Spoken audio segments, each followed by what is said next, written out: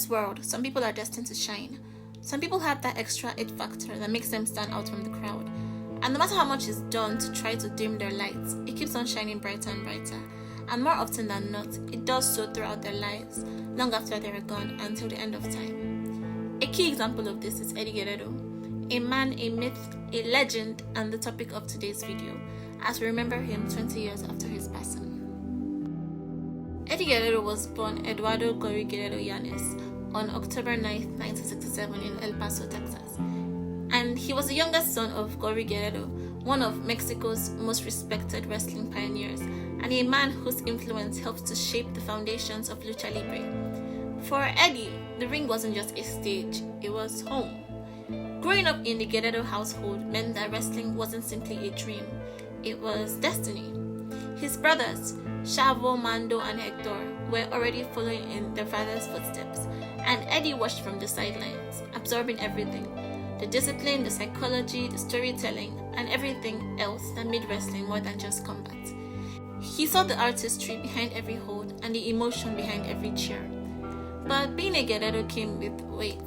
The family name carried expectations, and even as a boy, Eddie felt that pressure. Everyone knew who his father was, and one day, everyone would expect Eddie to live up to that same legacy.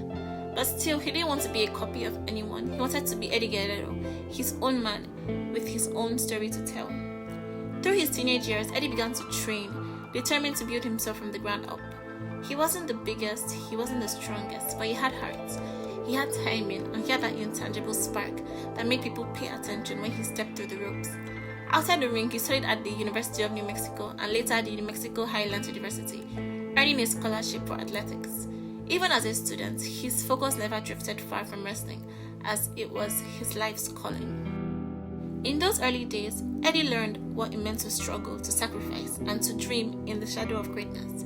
He wasn't just chasing success, he was chasing belonging, identity, and the chance to prove that he could honor his family name while making it his own. Now, Eddie's journey from El Paso rings to the global stage began with sweat, struggle, and an unrelenting hunger to be great. After learning the fundamentals under his father's watchful eye, his path took him to the south, to Mexico, the heartland of lucha libre. There, amid the vibrant masks, the roaring crowds, and the fast-paced tradition, he honed the skills that would define him for life. He trained and competed in arenas that were far from glamorous. The crowds were loud, the pay was small, and the competition was fierce. But Eddie wasn't chasing comfort, he was chasing mastery. Night after night, he built his craft in front of passionate fans who demanded the best. In Mexico, he became Erich Guerrero, not just Gory's son, but a performer earning his own name through sheer talent and charisma. Soon, his reputation crossed borders. Japan came calling, and Eddie made his way over to New Japan Pro Wrestling, one of the toughest and roughest pro-ring grounds in the world. There, he embraced the discipline and the precision of the Pero wrestle, wrestling under the mask as Black Tiger too.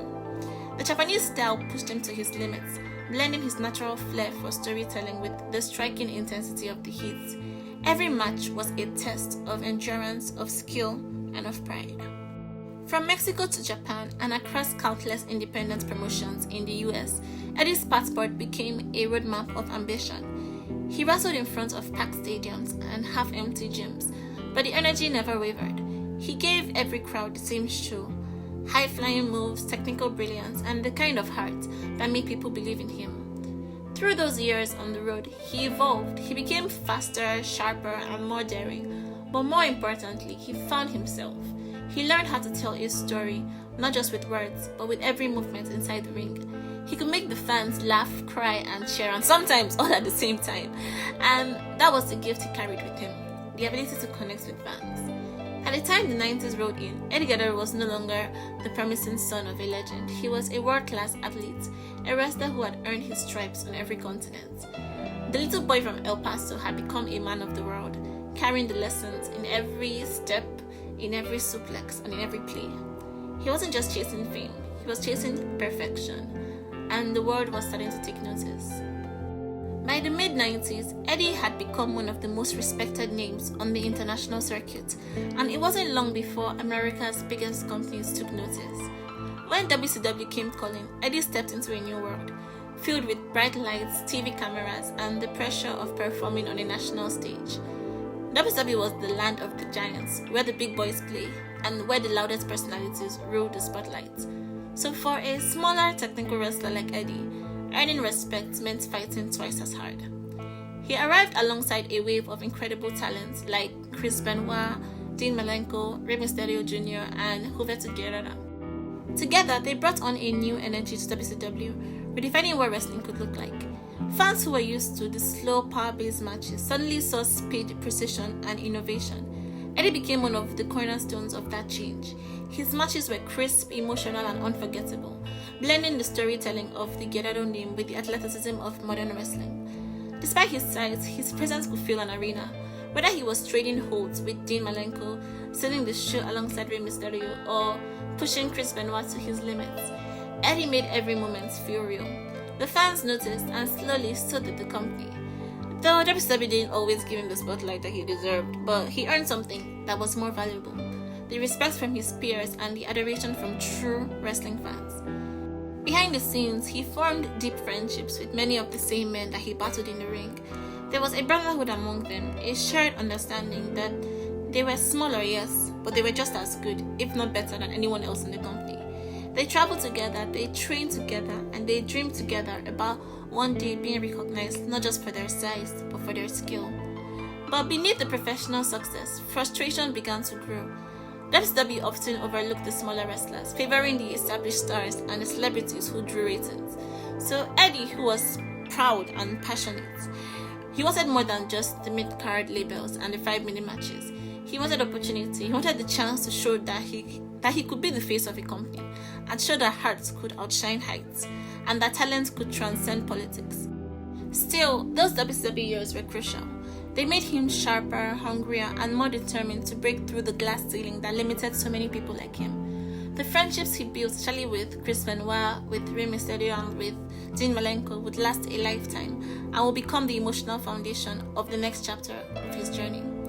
Eddie had proven that he belonged among the best, but he hadn't found the stage where he could truly shine. But that stage was waiting, and he was waiting in the WWF, where his story was about to reach new heights and new heartbreaks. When Eddie finally arrived in the WWF in early 2000, it felt like destiny was catching up with him. Alongside Chris Benoit, Dean Malenko, and Perry Saturn, he made his debut as part of a faction called the Radicals, 4 men who had walked out of WCW, fed up with the politics and the broken promises, and they stepped into the biggest stage in the world. It was a bold move, and one that proved Eddie wasn't afraid to gamble on himself. From the moment he appeared on WWF TV, he stood out. The world saw a man who could do it all: wrestle with precision, entertain with humor, and connect with fans on a deeply human level. His size didn't matter anymore. His charisma already made him larger than life. But just as his star began to rise, life threw him a curveball. Shortly after his debut, Eddie suffered a serious elbow injury that put him on the sidelines for months. For most wrestlers, this could have been a setback, but he turned it into an opportunity.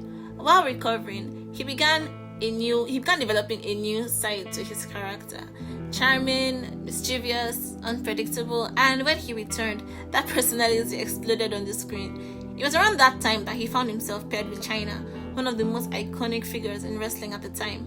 And what started off as an odd pairing quickly became one of the most entertaining storylines on TV. Fans were captivated by Eddie's playful, over-the-top affection for her, calling her his mamacita, and blending comedy, romance, and wrestling in a way that only he could. It showed the world that Eddie wasn't just a great wrestler. He was an entertainer, he was a storyteller. He could make you laugh, he could make you care, and he could make you believe. Behind the smiles, though, there was the same relentless competitor. Every night, he went out determined to prove that he belonged among the elite. He won the European Championship, the IC Championship, and more importantly, the respect of his new peers once again. The year 2000 was more than just Eddie's introduction to the WWE audience. It was his rebirth. He was no longer the underappreciated star from WCW, but he was a rising star in WWF, carving a space for himself in a company built around giants. The fans could feel it, the spark, the edge, and the authenticity that made Eddie impossible to ignore. But as he continued to rise in WWE, the shadows of his past caught up with him. Behind the charm and the energy that the fans loved, Eddie was fighting personal battles that few could see. Years on the road, the constant physical pain, the emotional weight of expectation, they had all taken their toll on him. And what started as a way to numb the pain became a dangerous addiction, one that threatened to undo everything that he had built. By 2001, Eddie's struggles had become impossible to hide. WWE was a company built on performance and reliability, and they had to make a difficult decision. They had to let Eddie go. He was released, his dream, his livelihood, everything gone in an instant. For a man who had worked his entire life to prove himself, the fall was devastating. But Eddie was not the kind of man to stay down. That time away from the spotlight forced him to confront his demons. He entered rehab, he faced his own addictions head on, and he began the long, painful process of recovering and rebuilding his life. It wasn't easy, but the road to recovery really is. But for Eddie, it was a second chance, the one that he refused to waste.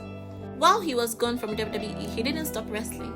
He returned to the Indies, performing in small venues across the countries. And he was far removed from the grandeur of the WWF and the pay-per-view crowds and the TV fights. But those matches, they were raw, they were intimate, and they were real. They reminded him why he fell in love with wrestling in the first place. It wasn't about the fame or the belt, although they help, but it was about connection, it was about heart, and it was about passion. Fans who saw him in those small shoes could feel the difference. Eddie was reborn, he was rebuilding, and he was still fiery, still charismatic, but now carrying the humility of a man who had looked failure in the eye and refused to let it define him. He was clean, he was focused, and he was determined to earn his way back, one match at a time. And in 2002, his hard work paid off. WWE offered him a second chance, not out of sympathy, but because they saw that he had changed. He walked back through those doors, not as the man who had once stumbled, but as the man who had survived. His redemption wasn't just professional, it was personal. Every time he stepped through the curtain, he carried with him the lessons of loss, of addiction, and of recovery. Eddie's firing could have been the end of his story, but instead it became the turning point that defined it. From this moment on, he wasn't just fighting for success, he was fighting for his life.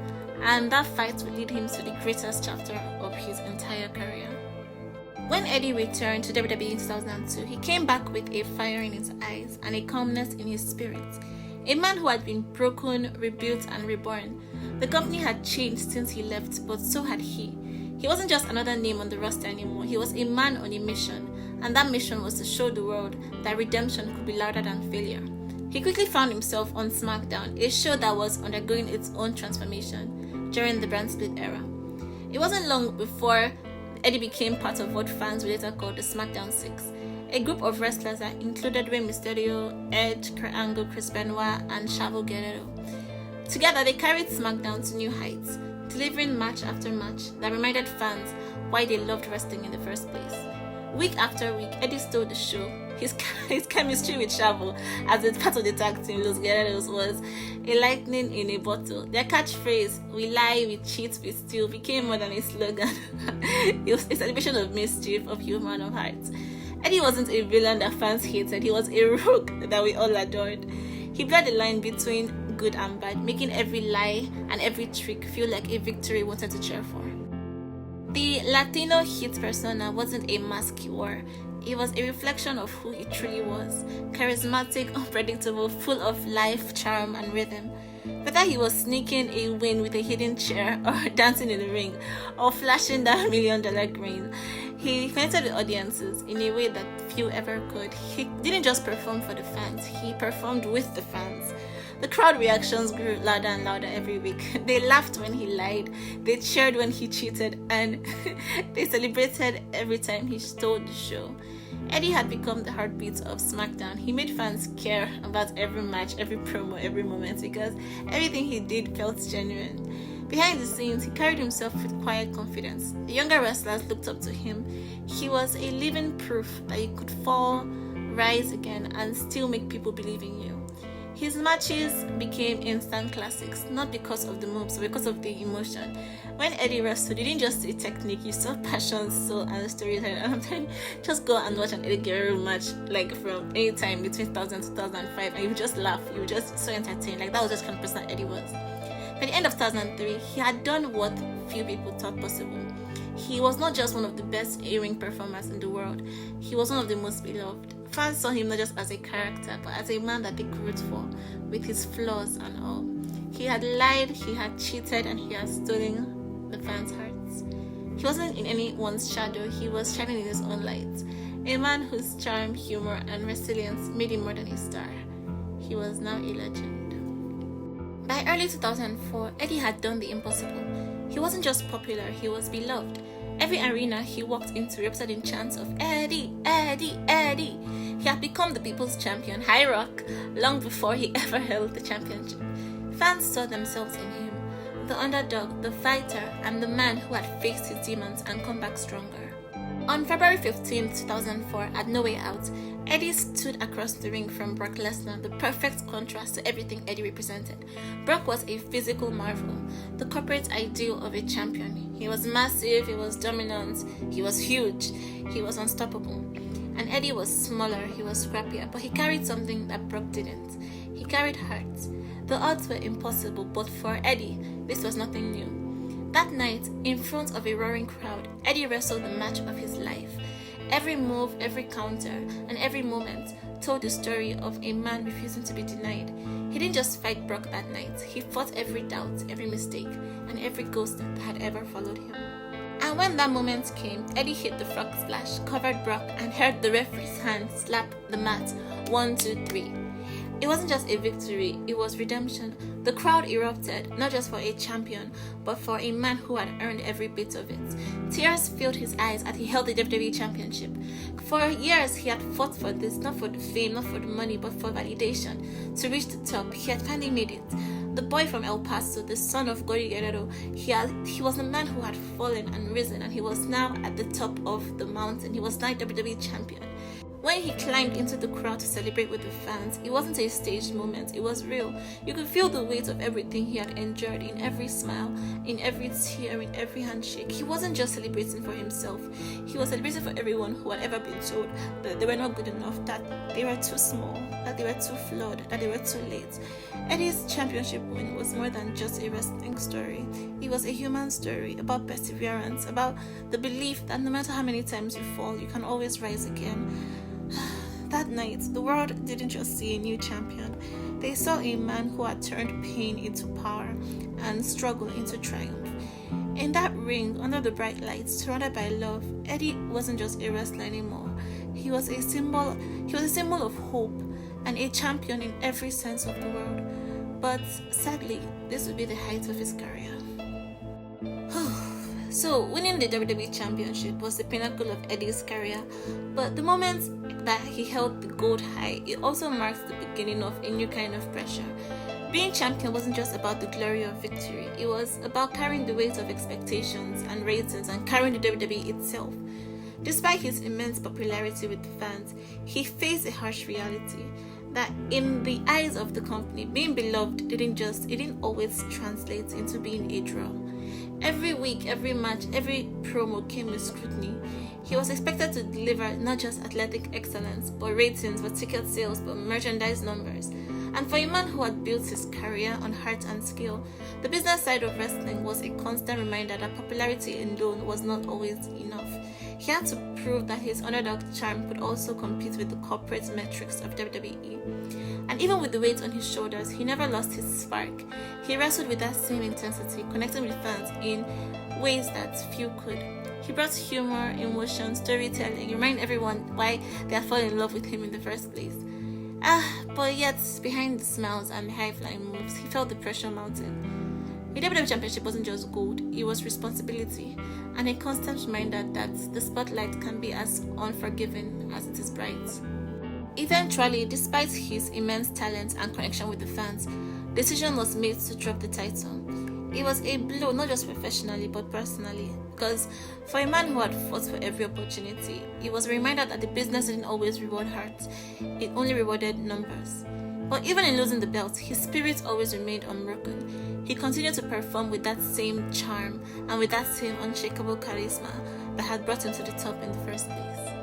Behind the roar of the crowd and the flash of the cameras, Eddie lived a life as complicated and as human as any of his best matches. He was married to Guerrero and they had 2 daughters, Shaw and Sherilyn. But the path wasn't always smooth.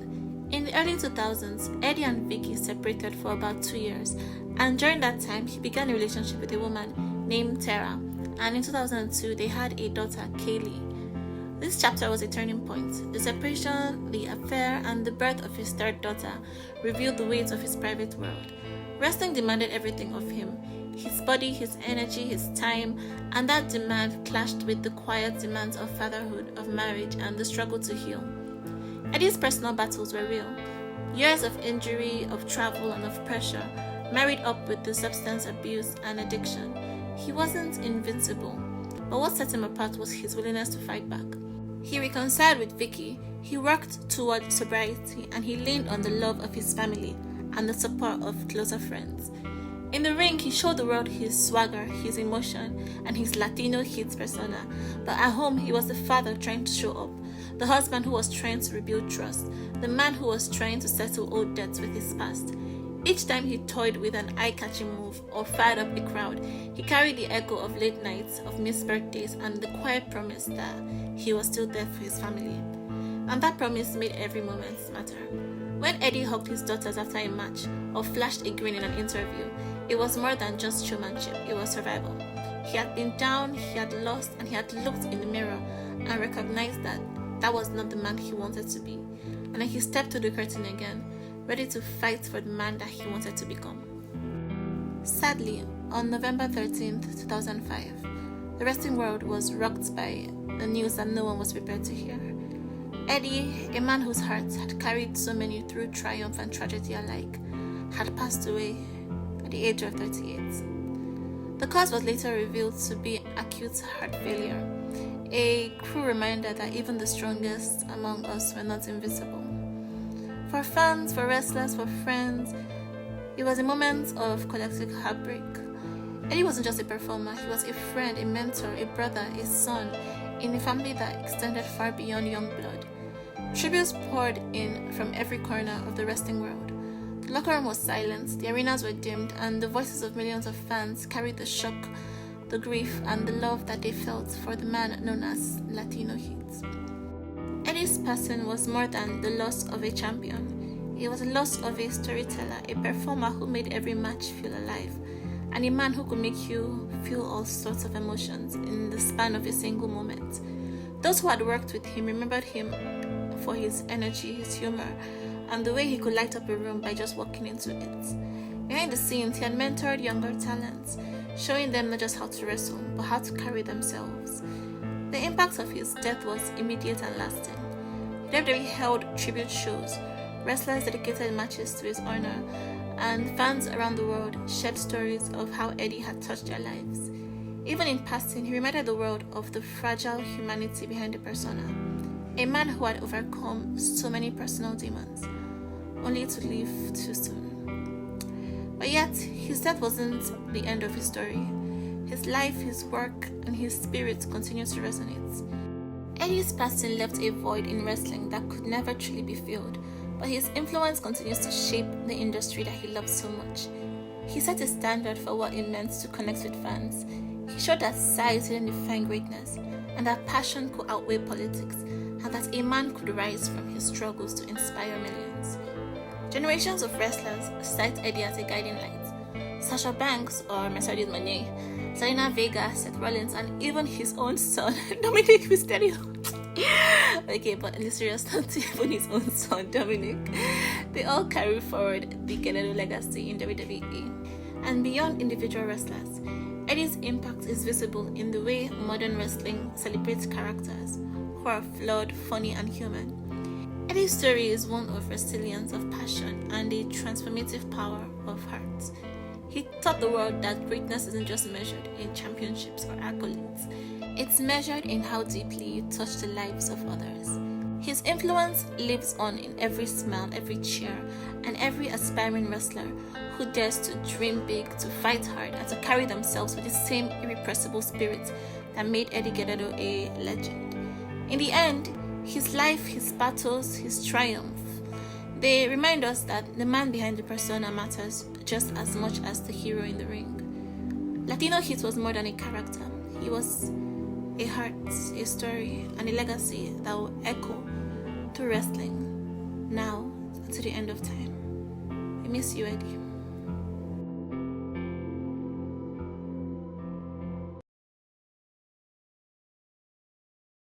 In the history of professional wrestling, there are names that shine bright, names that define eras, and names that leave behind stories far more complex than the roar of the crowd ever revealed. Among those names, one stands out, Johnny Laura. To the world, she was Chyna, and to millions, she was the ninth wonder of the world. When she walked to the ring, she wasn't just another performer, she was a statement, a towering presence in an industry dominated by men, a woman who refused to be confined to the background. She broke down barriers that no one thought could be broken, competing with men on their level and standing shoulder to shoulder with wrestling's biggest legends and becoming one herself. But Chyna's story is not simply one of triumph. Behind the strength, behind the muscles, behind the glory, behind the championships was a woman fighting battles that the audience could never see. A troubled childhood filled with instability and trauma, personal relationships that ended in betrayal, a career that took her to the very top, only to cast her aside when she was no longer convenient, and a life that spiraled in the shadows long after the spotlight had moved on. This isn't just a story of another wrestler. This is a story of a trailblazer, of a woman who dared to stand in a place where no one thought she belonged. It's a story of barriers shattered, dreams achieved, and demons that ultimately claimed her far too soon. This is the story of Chyna, a tragic trailblazer. Johnny Marie Laura was born in 1969 in Rochester, New York. From the very beginning, her life was marked not by stability but by struggle. Her parents divorced when she was just 4 years old, and her childhood quickly became a cycle of moving from place to place and never truly having a home to hold on to. Her father battled alcoholism, her mother struggled with her own issues, and Johnny was caught in the middle of fractured relationships, multiple stepfathers, and constant upheaval. One chilling incident which would stay with her forever involved her father, who, in a drunken rage, stabbed her mother in the thigh. She was only a child, but she had already witnessed violence, chaos, and instability that no child should ever endure. And the trauma didn't stop there. At just 13, she developed an eating disorder and began purging after meals. In her teenage years, she endured SA experiences that she would later reveal in her autobiography.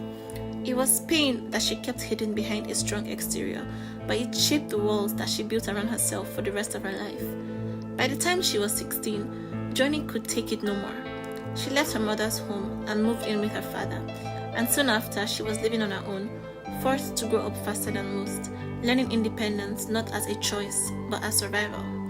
And yet, despite the turmoil, she excelled. She threw herself into academics, into music, and into athletics. She learned to play the violin and the cello. She studied languages and eventually became fluent in both Spanish and French. In time, she would graduate from the University of Tampa with a degree in Spanish literature. And despite it all, it looked like the beginning of a remarkable success story.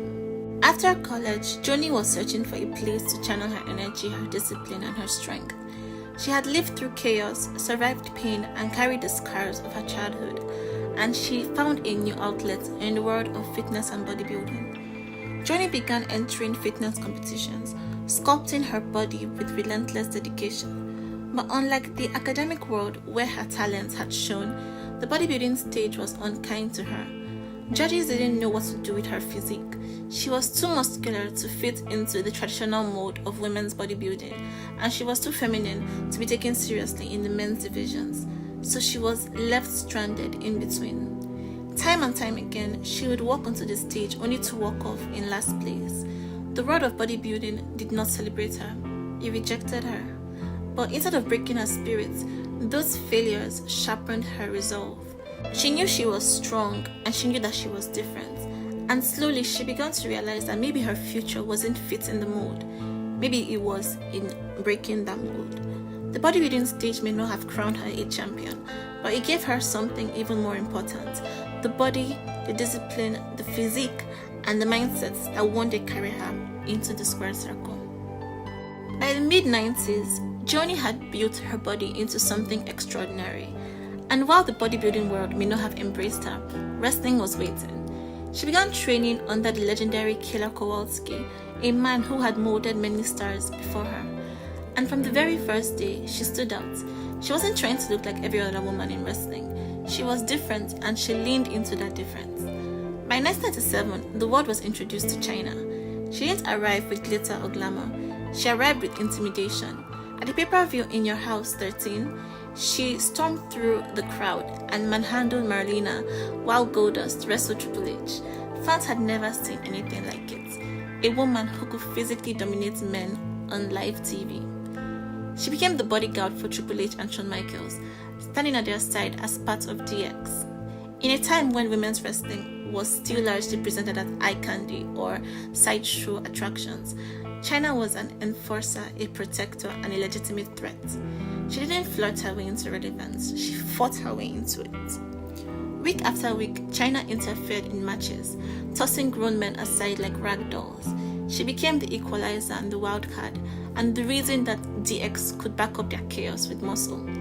The crowd noticed, the locker room noticed, and the world noticed. Her popularity skyrocketed.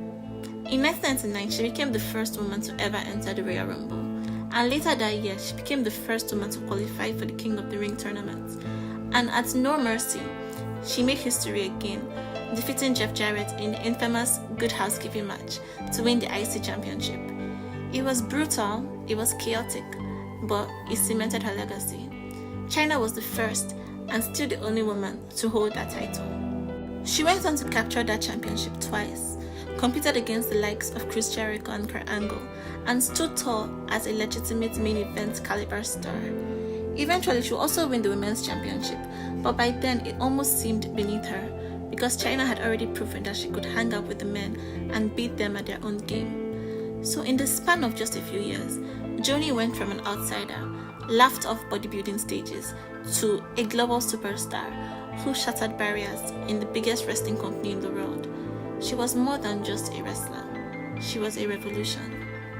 Chyna's rise extended far beyond the squared circle. She became a mainstream figure. She appeared on magazine covers, late-night talk shows, and music videos. In 2000, she even posed for Playboy, with her issue becoming one of the highest-selling editions of all time.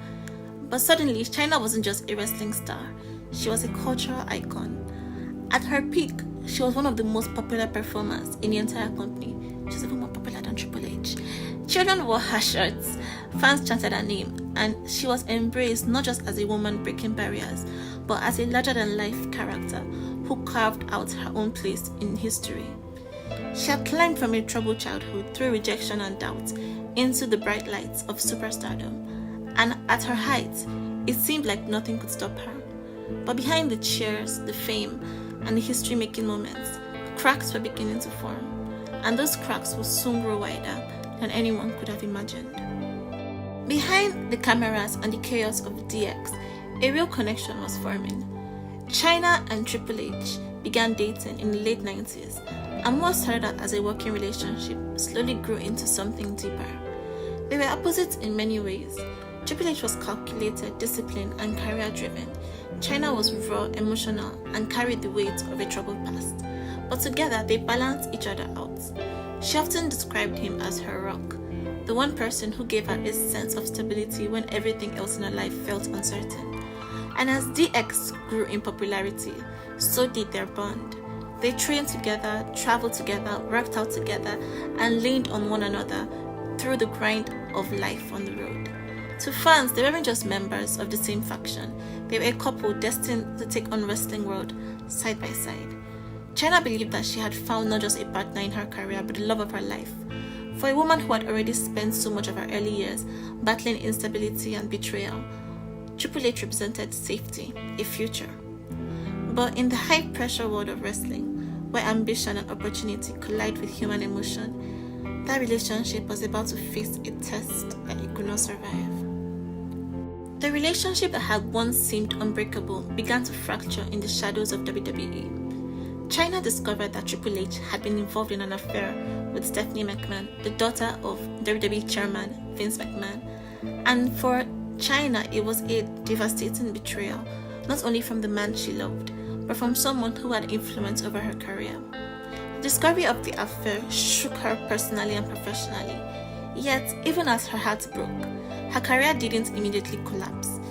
In fact, Stephanie McMahon reportedly continued to push Chyna on screen, giving her some of the company's biggest storylines and high-profile matches. For a brief period, her professional life seemed untouchable, even as her personal life was crumbling. Still, the pain of betrayal was immense.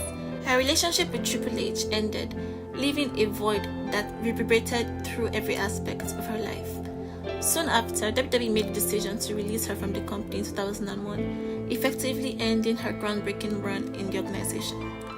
The circumstances of her departure highlights the complexities of the wrestling world, a place where personal and professional lives collide, where a superstar's fate can be shaped by both forces inside and outside the ring. Chyna had shattered barriers, captured championships, and earned the respect of fans worldwide, but yet even she couldn't escape the harsh realities of backstage politics. After her departure from WWE in 2001, Chyna faced a world that had once celebrated her but now seemed indifferent. Determined to reinvent herself, she explored new opportunities. She posed for Playboy for a second time in 2002, breaking sales records and proving that she could still captivate audiences even outside wrestling. She appeared on reality TV shows, including The Surreal Life, reaching viewers in ways that wrestling alone had never allowed. These ventures brought her fame, but they also exposed her to intense scrutiny and controversy. Perhaps the most infamous chapter of her post-wrestling career came in 2004, when an adult film featuring her and her former partner Sean Waltman, known as Iceberg, was released, titled One Night in Chyna, and it shocked the public and fueled tabloid headlines. Some saw it as a fall from grace, and others saw it as Chyna taking control of her own narrative, refusing to be defined solely by the wrestling industry. In those years, Chyna grappled with more than just career choices. She struggled with addiction, depression, and the isolation that came from leaving the very world that helped her to change. Yet through it all, she continued to fight for relevance, for identity, and for a sense of purpose. One of the most publicized aspects of her life during this period was her relationship with Sean Waltman, better known as Iceberg, and the relationship was intense, often volatile, and highly publicized.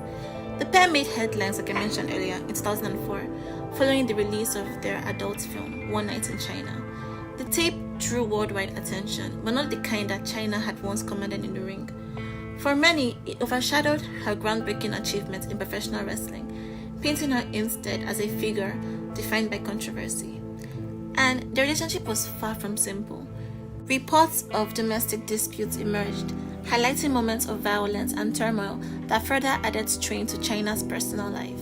The challenges she faced behind closed doors mirrored the isolation that she felt professionally, as the company that once celebrated her largely ignored all her accomplishments. The WWE rarely mentioned her on TV, and when they did, her accomplishments were minimized, almost erased from the narrative of the company that she helped shape.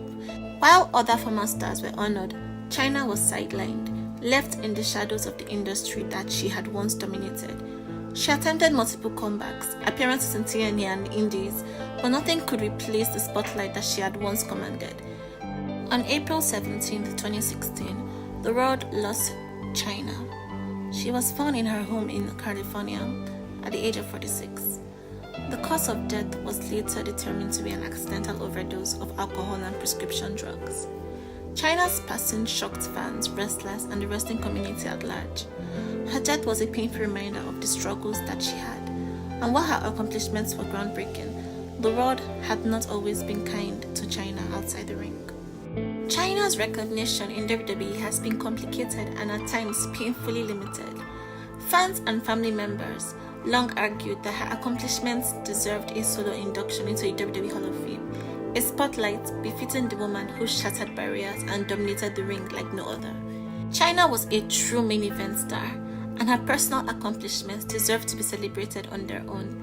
Vince McMahon and other company figures, including Triple H himself, have hinted over the years of a solo induction that could happen when the time was right, yet that moment has not arrived yet.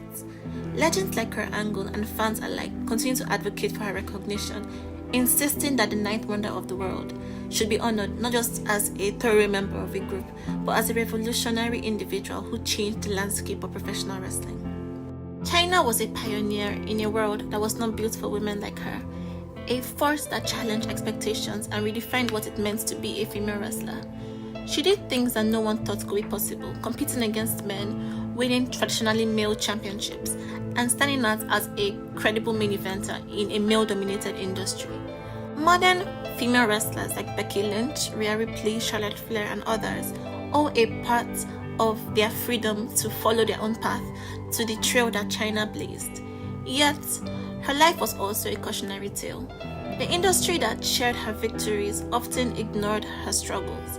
Fame brought opportunity but also heartbreak. Her battles with addiction, betrayal, and personal loss remind us that even those who seem invincible can carry deep pain. And still, her impact cannot be erased. Chyna was more than a female wrestler. She was a symbol of defiance and strength. She changed the game forever, and though her story ended tragically, her influence would never be forgotten from now to the end of time.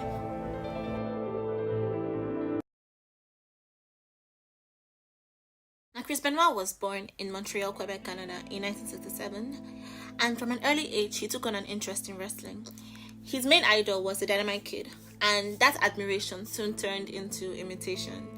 He trained in the Hard Dungeon under Stu Hart's, and that was really where the toughest and the roughest of them all survived. But he didn't only survive, he thrived and was able to hone his craft, and he developed a very, very technical amateur style of wrestling, which followed him throughout his career.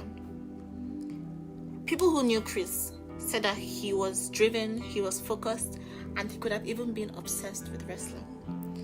He made his debut in Stampede Wrestling and would go on to wrestle for other promotions such as New Japan Pro Wrestling and some other places in Europe and Asia. One of his biggest accomplishments came when he, as a foreigner in Japan, won the Super J Cup in 1994, which was unheard of at that time. Chris Benoit had an unmatched work ethic. He was stiff yet realistic. He brought on a form of aggression. He brought on a form of intensity in the ring that was unseen at that time. And he was truly making himself to be one of the greatest technical wrestlers of all time, and the seeds had already been planted. Chris's rise as the Crippler wasn't without controversy.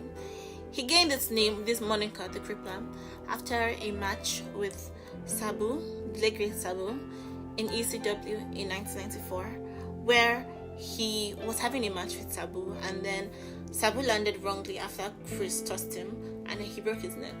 And from then onward, Paul Heyman gave him the moniker, the Crippler, which stuck with him throughout his entire career. He had a kind of fierce intensity because he really wasn't the most charismatic, the most funny, the biggest personality in wrestling. His promo skills were average at best, but he just brought this form of intensity into the ring. Once he stepped into that ring, he was believable. Everything he did looked like it hurt. His matches felt like fights. And I don't know if any of you have actually watched a Chris Benoit match from beginning to end, but you can even take time out of this video and just go to watch it. Chris just had this kind of believability in the ring. He made everything he did look legit, and he made you care about his matches. And some would say that as a wrestler, that's even something that people lack a lot these days. People don't have like that. People are just trying to put on spectacles, but nobody is really getting into the aiming psychology of wrestling, and a few people mastered it as much as Chris Benoit. Before Chris joined WCW, he actually had a trial match with the WWF, now WWE, and from what Chris said, he impressed the officials, but in his own words, he didn't feel like the market was ready for him then. In reality, they probably just weren't impressed as much. But nonetheless, he signed a contract with WCW.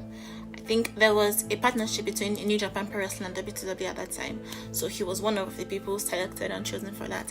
And whilst in WCW, he consistently put on bangers. He put on match of the year candidates, and Chris was just good, and he was probably at the cusp of breaking into the main event scene in WCW, but his only limitations were just the fact that he was smaller than most of the top guys. Because this was a WCW that had people like the New World Order, had people like the Goldberg had larger than life characters, and Chris just wasn't. He didn't just fit the mold, and neither did some other talented people like Eddie Guerrero, Jay Malenko, Chris Jericho, Rey Mysterio, Juventud Guerrera, and a lot of them.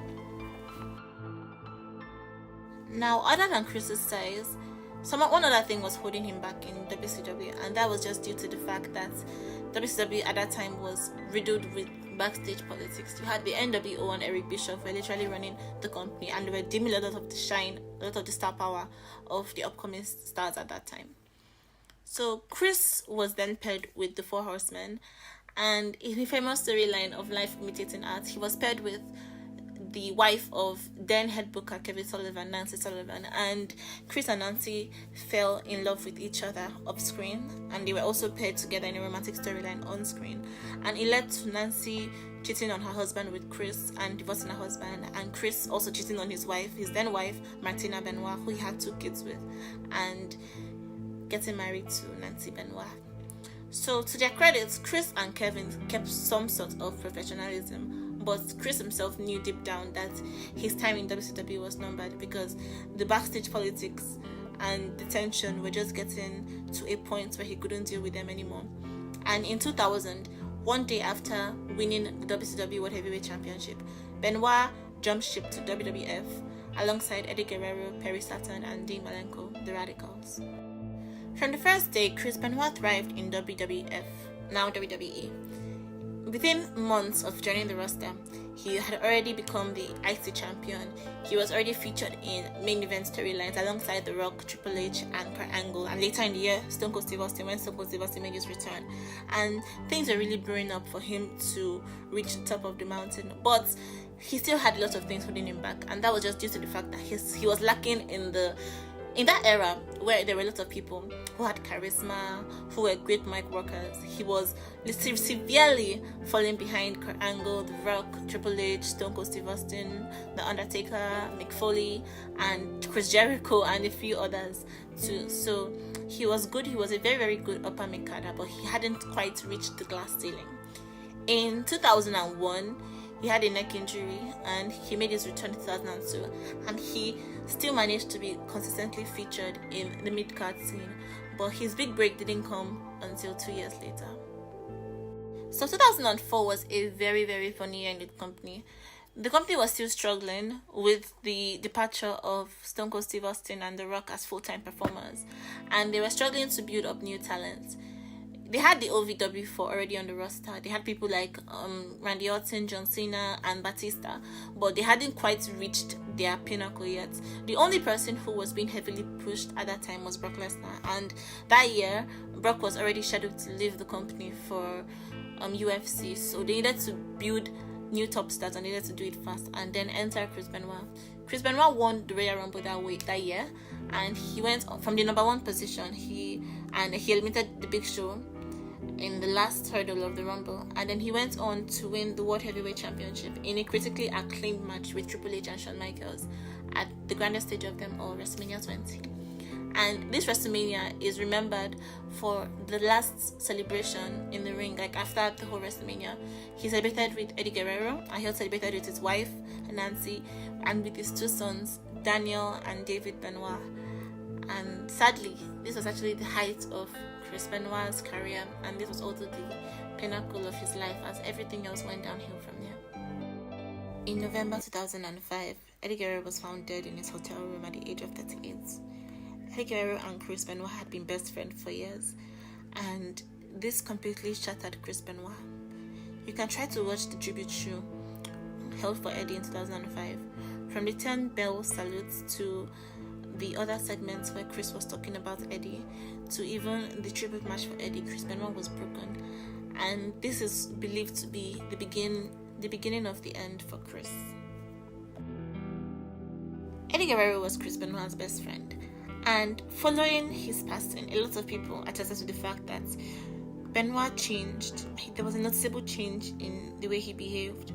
He was withdrawn, more quiet, and some would even say that he was depressed. He wrote letters to Eddie, and he was just really holding himself together by a thread, but it was obvious that Chris wasn't okay.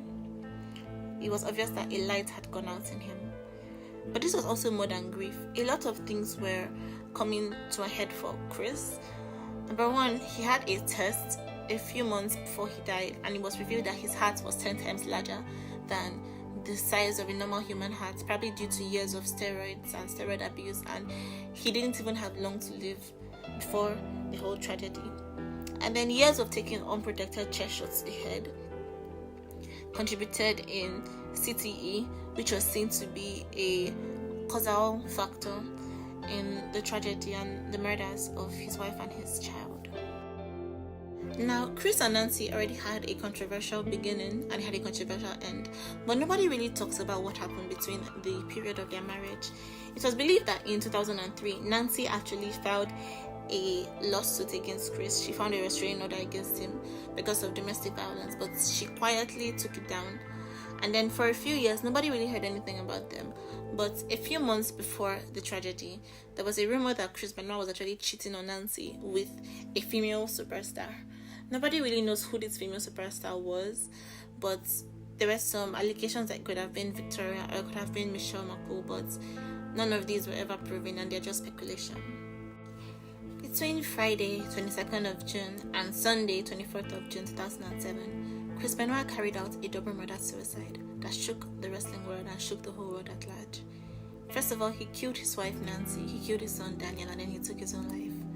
WWE was unaware of the full story at the time they heard it, and they wasted no time in dedicating the next night on Raw to Chris's memory and Chris's career and his legacy.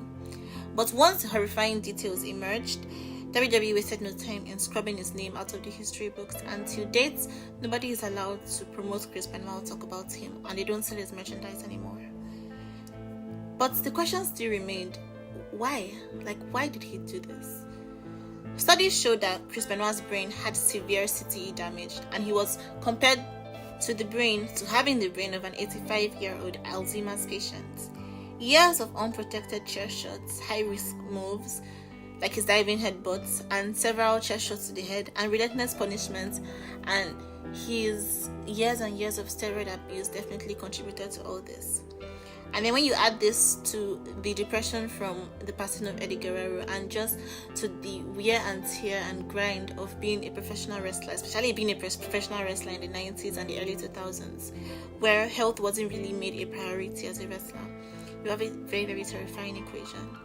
We can't really answer why, because the truth is that the only person that knows why is Benoit himself.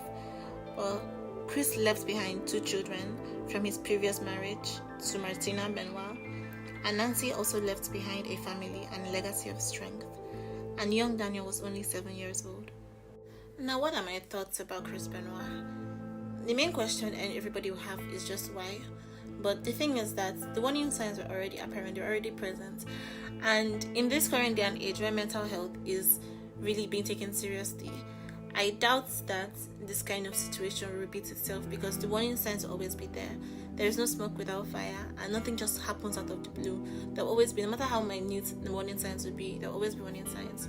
And while the story has a tragic conclusion, the aftermath paints a brighter future for wrestling, or has already painted a brighter future for wrestling, because now WWE has introduced a strict wellness policy, has regular concussion checks, and chest shocks to the head are banned, or at least limited.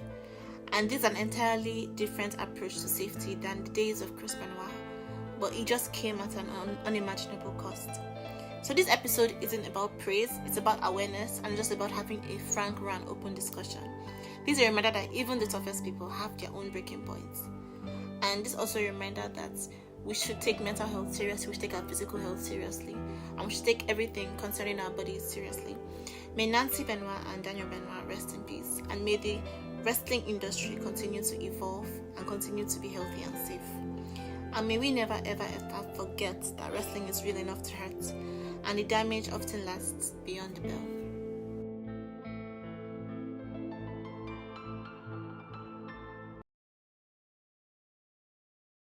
She wasn't just a manager, she wasn't just a presence at ringside.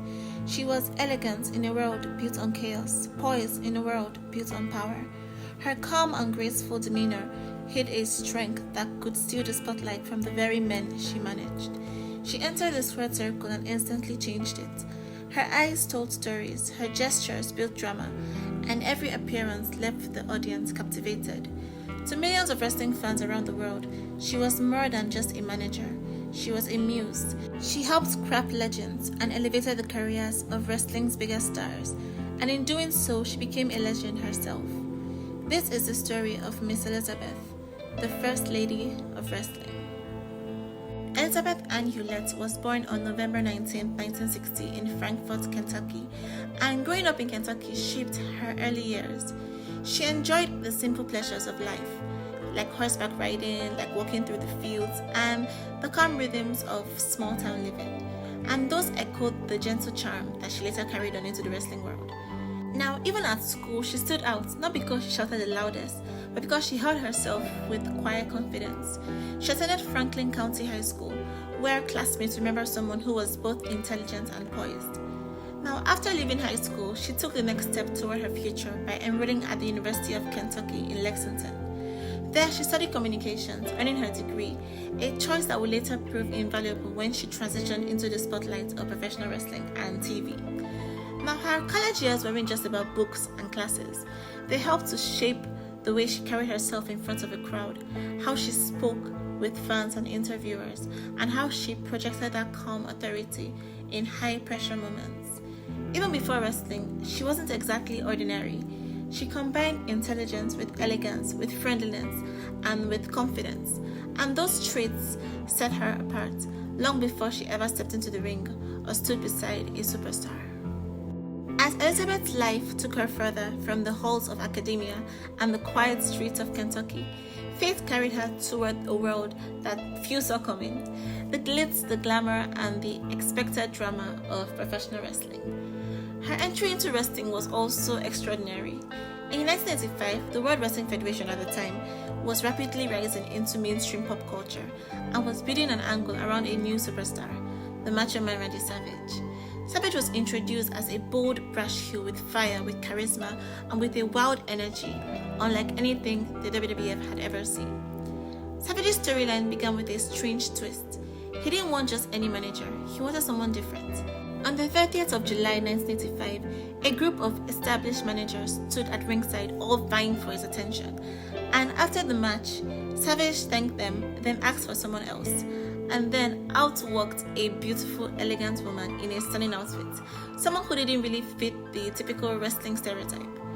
Benoit, who was on commentary, famously remarked that she must be some sort of movie star, and the wrestling world will soon learn her name, Miss Elizabeth. Her debut was taped that day, and it aired on the August 24th, 1985 edition of WWF Primetime Wrestling at the time. And from that moment, Miss Elizabeth was at Randy Savage's side as his manager. Not a wrestler, not a diva, but someone who brought class, who brought sophistication, and who brought emotional depth to an arena built on spectacle. Now, unlike the typical managers of the time who were loud and outspoken and brash, and they were also physically involved, but she stood in stark contrast. She rarely spoke, but her presence spoke volumes. Fans were captivated not just by what she did, but by who she was. She was calm, she was poised, and she was beautifully composed. She became one of the most talked about personalities in WWF almost instantly. And her role wasn't just decorative. The wrestling stories of the mid-80s, from Savage's bitter rivalry with George the Animal Steel to his epic battles against the likes of the Honky Tonk Man and beyond, they used her presence as a dramatic focal point. They didn't just fight Savage, they tried to get to Elizabeth, and that made her central to some of the era's most memorable feuds. In a sport dominated by muscle, by aggression, and by theatrics, she brought something different. She brought heart, she brought dignity, she brought humanity, and she brought a presence that made fans truly care. And not only did they care about her, they also cared about the man she stood beside and the stories that they lived together in the ring. When Miss Elizabeth stepped into the wrestling world, she didn't just debut alongside Randy Savage, she became inseparable from him. The Macho Man Randy Savage was intensity personified. He was loud, he was explosive, he was unpredictable, and she was his perfect counterbalance. She was calm, she was graceful, she was dignified, and together they created one of the most iconic pairings in professional wrestling history. From the moments they walked into the ring side by side, fans were captivated. Savage's fire burned hotter, and Elizabeth's quiet presence softened his edges. She didn't need to speak often. Her expressions, her reactions, her vulnerability, it told a story for her. Their partnership reached legendary status as she was by his side through all of his greatest moments.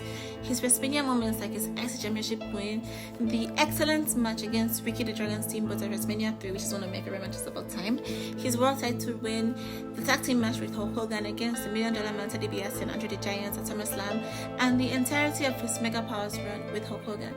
Randy and Elizabeth were a force to be reckoned with, but beneath the glory, cracks were beginning to form. Savage's on-screen jealousy, paranoia, and controlling behavior towards Elizabeth became a major storyline, and what began as protection slowly turned into possession. We watched as Elizabeth was pushed aside.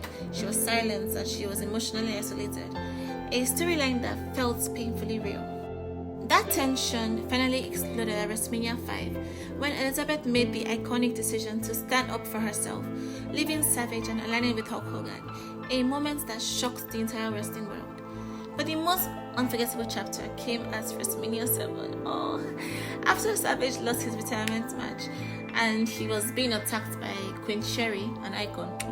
But after he was being attacked by Queen Sherry, Elizabeth returned to the ring, reuniting with him in an emotional embrace that brought the crowd to tears. What a woman and what a man.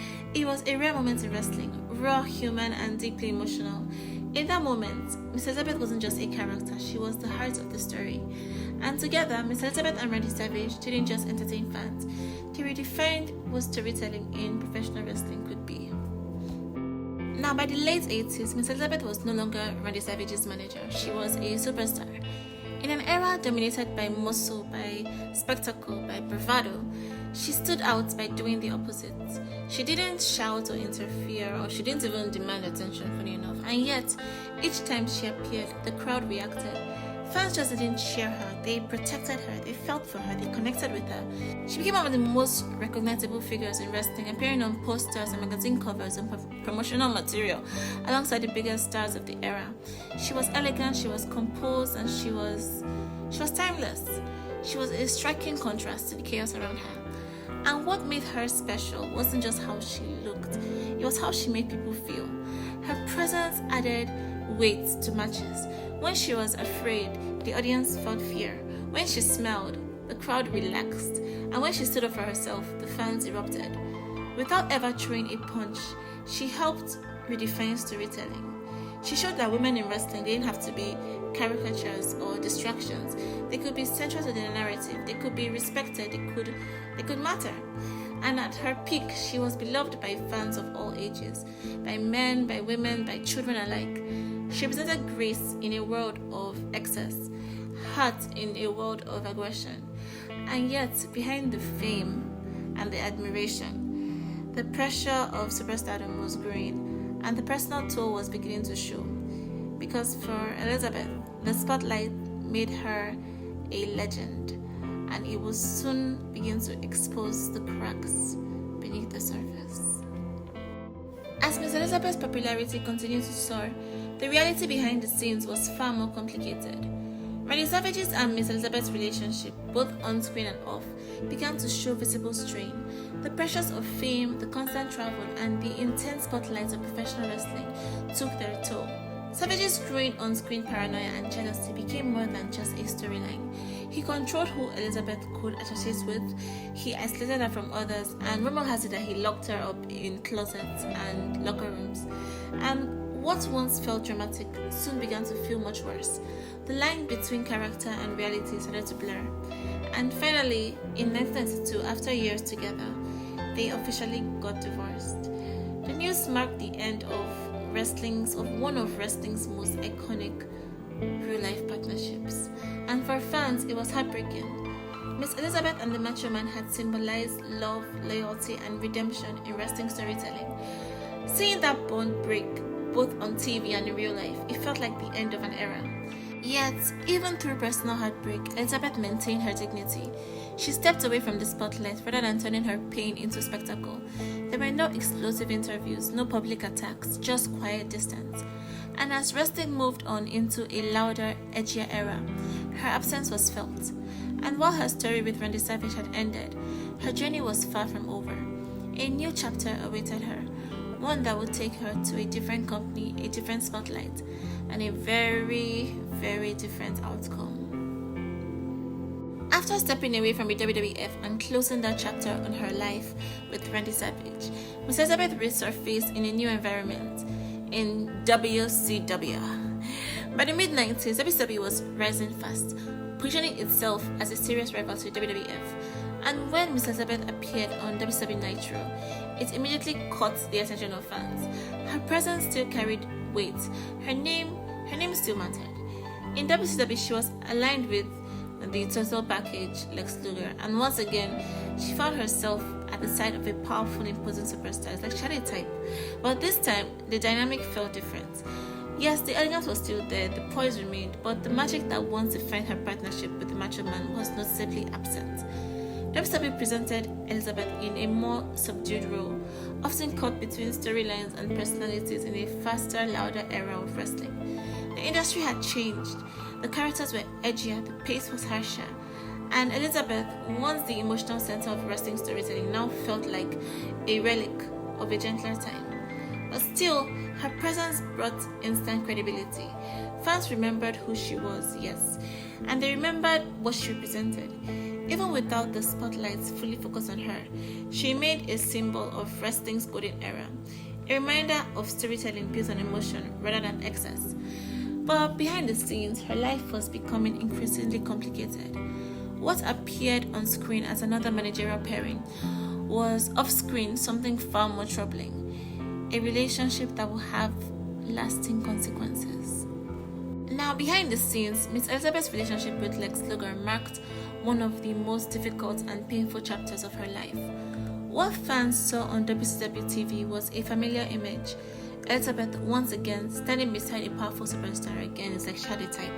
But unlike her time with Randy Savage, this relationship lacked structure, it lacked stability, and it lacked protection. According to multiple accounts from those close to the situation, the relationship was deeply troubled. It was marked by emotional volatility, by domestic violence, by substance abuse issues, and an unhealthy dependency that slowly consumed her personal life. This was no longer the tightly controlled world of WWF. There were no producers, there were no crafting narratives, there were no clear lines between character and reality. She was navigating a far more chaotic environment, both professionally and privately. Friends later recalled that she began to withdraw from the people that she trusted. She became more isolated, less visible, and increasingly caught in a cycle that was difficult to escape. The quiet strength that once defined her was still there, but it was being tested in ways that she had never faced before. In wrestling, she had always been portrayed as someone who needed to be protected, but in this chapter of her life, there was no one protecting her from harm. The relationship with Luger didn't just affect her emotionally.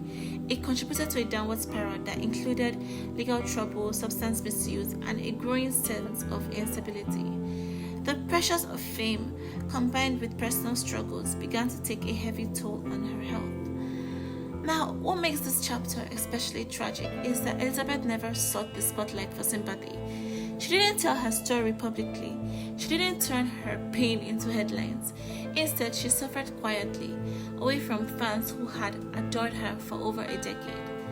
By the late 90s, she had largely disappeared from mainstream wrestling. The woman who once stood at the center of sold-out arenas was now fighting battles far from the ring, battles that she never deserved to fight alone. This period wasn't defined by scandal, it was defined by silence. And that silence would ultimately lead to the most heartbreaking conclusion of her story. By the early 2000s, Miss Elizabeth's life had entered a deeply troubling phase. In these years, her relationship with Lex Luger had become increasingly volatile. Police records and court documents revealed that there were multiple domestic incidents that occurred between the two, incidents that painted a disturbing picture of instability and danger behind closed doors. In 2003, Luger was arrested following a domestic dispute with Elizabeth. Reports from this incident indicated physical altercations, visible injuries, and a relationship marked by repeated conflict. Elizabeth herself had contacted the authorities during these disputes, a clear sign that the situation had escalated beyond control. But despite these warning signs, she remained in the relationship. On May 1st, 2003, Miss Elizabeth was found unresponsive in the home she shared with Lex Luger in Georgia. Emergency services were called, but she was pronounced dead at the scene. She was only 42 years old. Lex Luger, who was present in the home at the time of her death, was taken into police custody, and during the investigation, authorities discovered illegal drugs in the residence, resulting in Luger being charged with drug possession. However, he wasn't charged in connection with her death. An autopsy later determined that she died from an accidental overdose caused by a combination of prescription painkillers and alcohol. And while the official ruling closed the case medically, it didn't erase the broader context. Her final years were shaped by emotional distress, by substance abuse, and a relationship that had already involved documented domestic violence.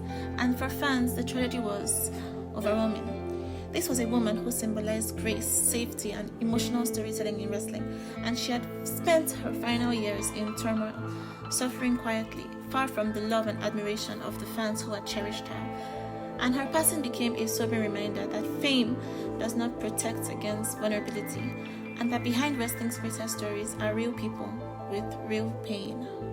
Now, despite the hardships, the struggles, and the tragedy that marked her later years, Miss Elizabeth's legacy remains untouchable. She helped define what it means to be a manager, what it means to be a female presence in wrestling, a storytelling force in professional wrestling. She elevated the careers of the men she stood beside, from the Macho Man Randy Savage to Hulk Hogan to, yes, even Lex Luger, and to others. She proved that a woman could be central to the drama and be the emotional heart of the squared circle. For many fans and wrestling historians, she is deserving of the WWE Hall of Fame, and her contributions were historic, pioneering, unforgettable. But her family has historically opposed the posthumous induction, believing that she would not have wanted certain aspects of her personal life broadcasted in such a forum, and we can respect that. But regardless of the official recognition, her influence lives on. She was more than a manager. She was a trailblazer, an icon, a lady of class, and the first lady of wrestling. A name that will forever echo through the history of professional wrestling, from now to the end of time.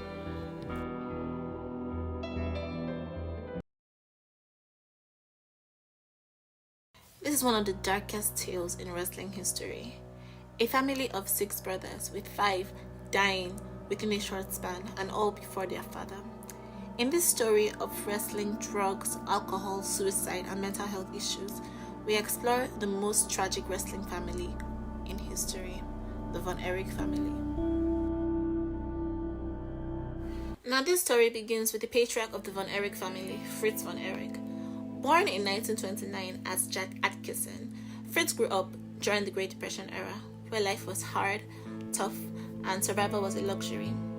Before he got into wrestling and built a wrestling dynasty, he was a model athlete and had dreams of pursuing football, and he even tried out for the NFL at a point, but it just didn't work out for him. In the 1950s, Fritz invented himself as Fritz von Erich, presenting himself in the ring as a German soldier, complete with his iron claw finisher, which drew nuclear heat from the wrestling fans at the time, as the world was still fresh from the World War II propaganda. He got married to a woman named Doris Smith, and together they had 6 sons: Jack Jr., named after his father, Kevin, Kerry, Chris, Mike, and David. While Fritz got some success playing this character, he was never able to accomplish his goal of winning the NWA World Heavyweight Championship. And in 1966, he built up his own wrestling promotion called World Class Championship Wrestling, WCCW, with the hopes and dreams of seeing his sons become the faces of the promotion. Now, as I mentioned earlier, Fritz von Erich was actually playing the character of an evil German soldier, and it came with its own problems. This was during an era where kayfabe was still being held onto firmly, and a lot of people weren't really happy seeing this gimmick. There's a spooky urban legend that states that Fritz actually came into contact with a Holocaust survivor at a certain point, who had 6 sons and lost 5 during the Holocaust. As a result of what she perceived as Fritz's insensitivity, she placed a curse on him that he would also suffer the same fate. While there is little to no evidence about this encounter actually occurring, the events of the following decades make this story hard to ignore, as it seemed like the curse began to materialize. Now, the first tragedy of the Von Erich family struck in 1959, as Jack Jr., who was Fritz's eldest son, at just 6 years old, while the family lived in the Niagara Falls, he accidentally touched an exposed electrical wire and was electrocuted and fell face first into a puddle of melting snow. He drowned before any help could arrive, and that was the death of his first son. It was a devastating loss for Fritz and his wife, but they could have never imagined that this would foreshadow so much more. Now, David Von Erich, he was known as the Yellow Rose of Texas, and he was arguably the most gifted and the most talented brother of the Von Erich family. He was standing at 6'7", and he had a natural charisma, and he was the standout of the family. David blended his athleticism with storytelling in the ring, and he had a way of making fans believe in every move and care about everything he was doing and root for him to reach the mountaintop. In the early 80s, David was on the brink of becoming the NWA World Heavyweight Champion. This was a title that eluded his father during his days of wrestling, and this was a title that would have cemented the family's legacy and made him to be the shining star or cemented his place as a shining star of the family. But during a tour of Japan in February 1984, tragedy struck for the Von Erichs once again. David Von Erich died suddenly at the age of 25. The official cause of death was acute enteritis, that's inflammation of the intestines. But many wrestlers had whispers of drug-related complications, and they persisted for decades, coupled with the fact that Fritz Von Erich made no mention of the cause of his son's death. His death left a massive hole in WCCW, and this was the very, very first major blow to the promotion's rise, and there were many more to come. Now, up next was Mike Von Erich. Mike never wanted to be a wrestler. He loved the music, he loved the arts, he loved photography, and he loved being behind the scenes, and he excelled in that. But pressure from his family, especially from his father, made him, especially with the death of David, made him go into wrestling, which wasn't actually his first passion. They needed another Von Erich in the ring, so Mike gladly stepped up. In 1985, after a shoulder injury, Mike contracted toxic shock syndrome following the surgery, and while he miraculously survived, the illness ravaged his body, causing weight loss, fevers, mood changes, and suicidal thoughts. Fans noticed that he wasn't the same. There was always this kind of grave look in his eyes, his body became leaner, and he was really suffering through it all. In April 1987, at just 23, Mike drove to the countryside, left a note, and took his own life with an overdose of tranquilizers. And in his suicide notes, he apologized for letting everyone down and not living up to his family expectations, which just paints a brutal picture of how his mental state was at that time. Now, up next was Chris Von Erich, who was actually the youngest of the Von Erich brothers. Chris had a burning passion for wrestling, and he wanted nothing more than to be a wrestler like his heroes, his own family, and he wanted nothing more than to get the admiration and love and praise from his father. But Chris had a lot of things holding him back. Number one, he was considerably smaller in size, and he wasn't just as athletic as his brothers. And he also struggled with asthma, he struggled with brittle bones, and this compounded into depression for him, as he struggled to meet up to the expectations of his family, just like Mike, and he struggled to compete with his towering brothers.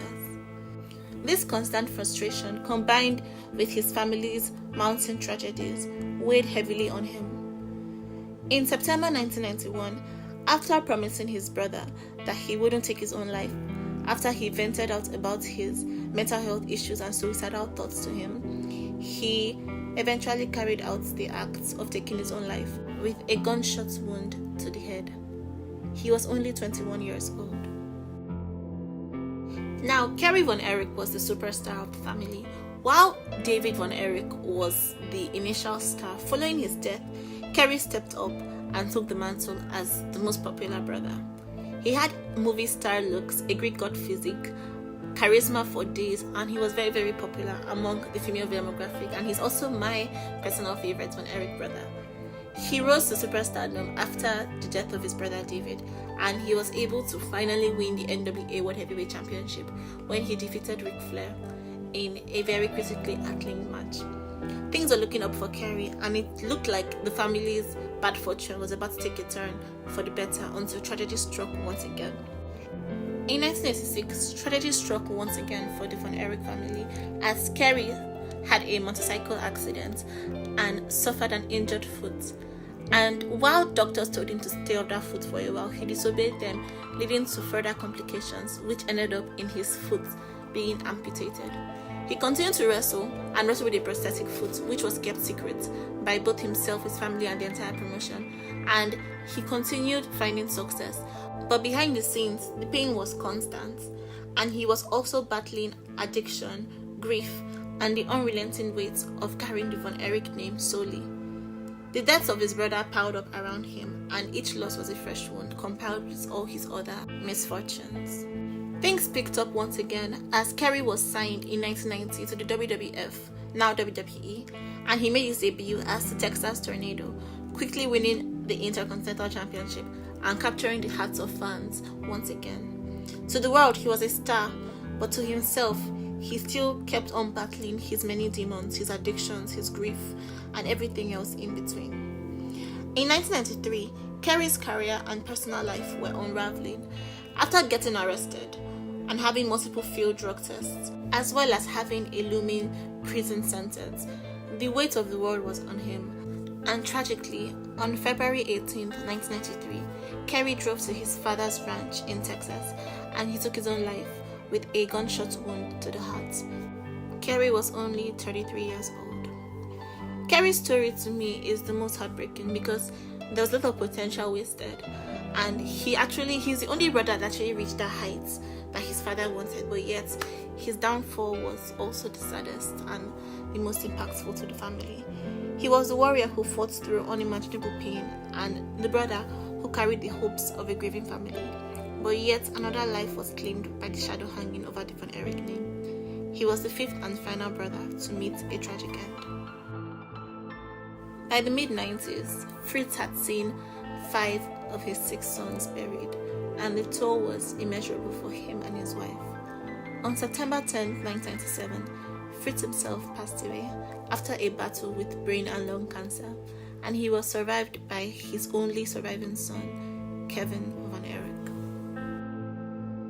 Kevin Von Erich, the lone surviving son, carried the family name forward. He was known for wrestling barefoot, and he had an unmatched intensity.